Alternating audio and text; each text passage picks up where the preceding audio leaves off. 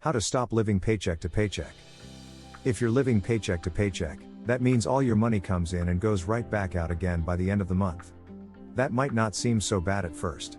You're staying on top of bills after all, right? But if that's all you're doing, there's no way to look to the future, because you can't afford to save any money yet. And there's no real security with your money today. One little life happens moment can bring it all crashing down. Hey, if that's you, you're not alone.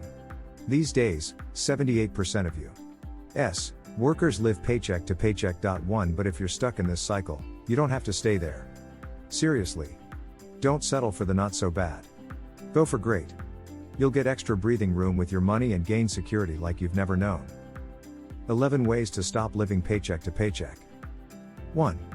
Get on a budget. Maybe you don't even know where your paychecks go. Bills. Payments. Food. You're just keeping things paid and people fed. It's time to start budgeting. Why? Because when you budget, you tell your money where to go instead of wondering where it went. When you budget, you'll see spending habits you didn't even know you had. Then, you can make the changes you need so you can reach your goals, for right now and far into the future. We can't say it enough. Budgeting is the foundation for all money management, and it's the first step toward ending this paycheck to paycheck life. Don't put it off. Get on a budget. 2. Take care of your four walls first. When you're setting up your budget, you'll write down your income and then start subtracting your expenses. What expenses should you cover first? The essentials, aka the four walls. The four walls are your top priority, so make sure your budget is ready to pay for these things in this order before anything else. Food. Utilities. Shelter. Transportation. After you take care of those, make a list of everything else you need to pay and tackle it in order of importance. When you run out of money, that's it. You stop spending. But by starting with the four walls, you'll know you're keeping your family fed, your lights on, a roof over your heads, and gas in the car to get to work. 3. Start an emergency fund. Let's talk emergency fund. First things first, you need a starter emergency fund of $1,000. You might wonder why the heck you need to save right now if you're busy just trying to make ends meet. But guess what? Knowing you have this buffer between you and life will bring you so much peace. It's your safety net for those life happens moments.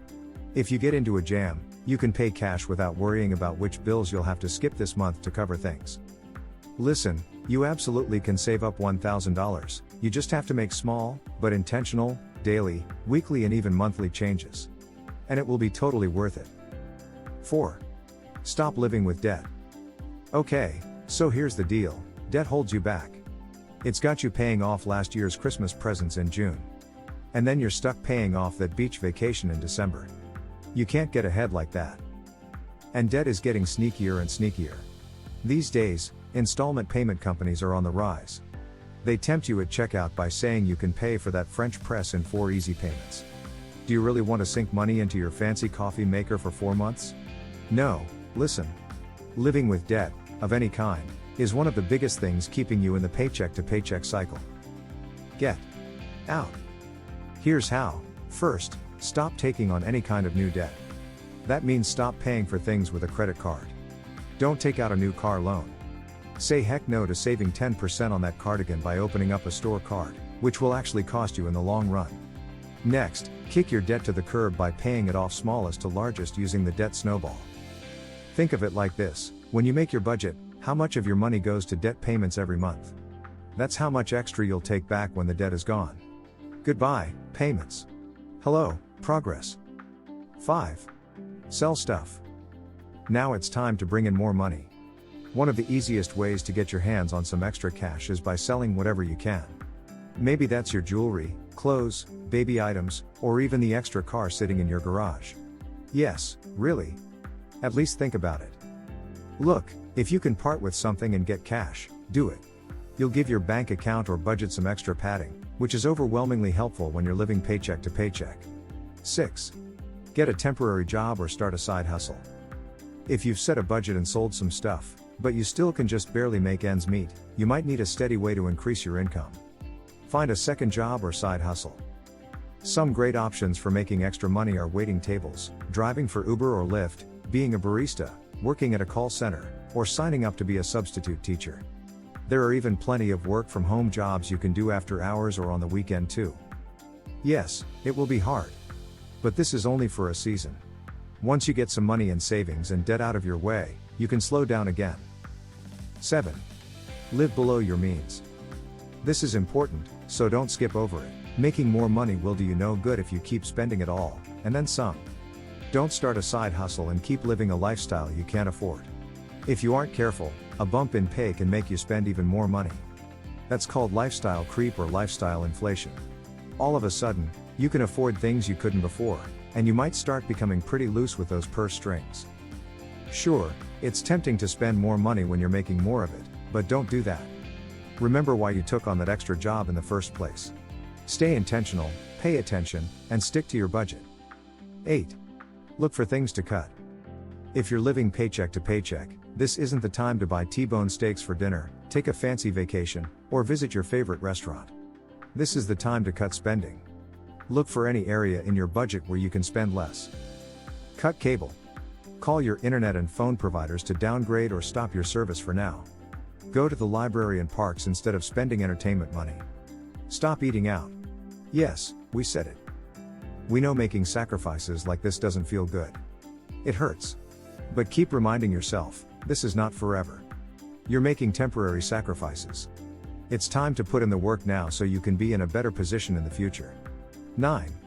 Save up for big purchases. Nothing makes you count down the minutes to payday more than if you just blew a ton of money on a big purchase.